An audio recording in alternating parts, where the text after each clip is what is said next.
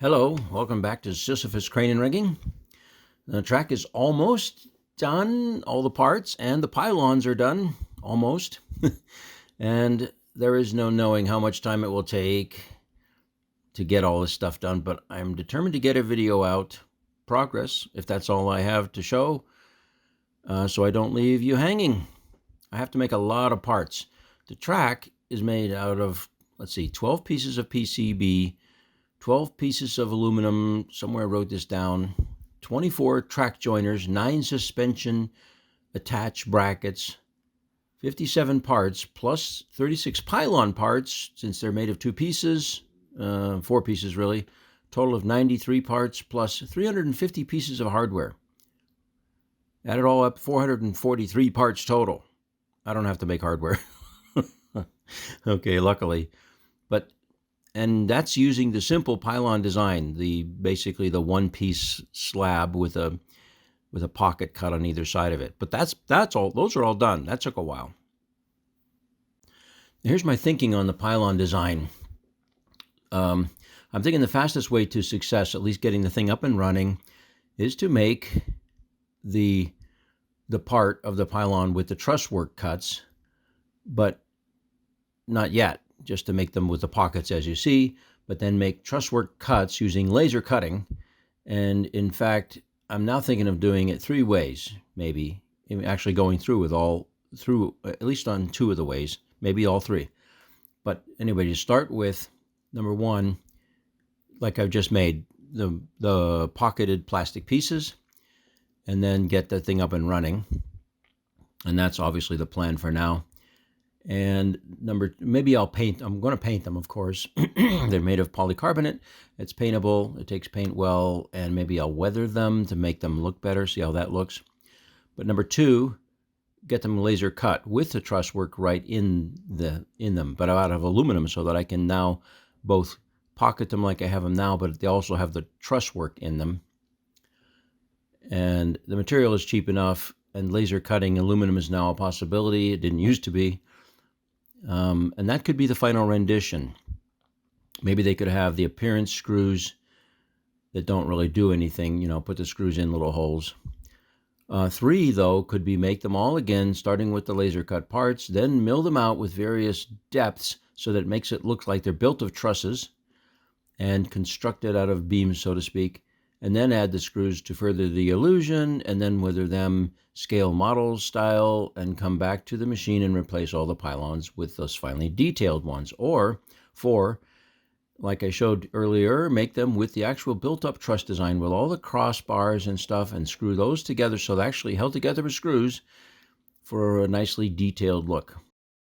I took this picture of towers, high-tension wire towers on my trip back to Erie, Pennsylvania last week. These towers are a prime example of good truss work. It's completely a truss. Look how thin the metal is.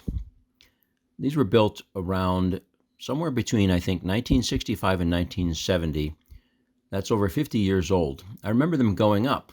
I was riding in the car with my mom to visit my grandparents in Waterford, Pennsylvania, and I remember them building them. Look at that. Quaker Steak and Lube. I've never seen that one before. That's some kind of a wing place. But they're closing. They got an offer they couldn't refuse. I looked up, I went to the Erie Times newspaper, looked up an article that said that, they're selling out and something big is coming. You'll see. And what was it? Medipot, or potscriptions, joint relief. Get it? Also, reefer cure, spliff therapy, marijuana, edible remedies, Right next to Curaleaf. When I saw this, when I was back there, I wondered what the heck that was. So here's the making of part of all the bits, including the squiggle track. The straight parts are the easiest, but they still need to be done. 2 9¼ inch ones, 2 5-inch ones, and 2 of them that are only 2½ inches long.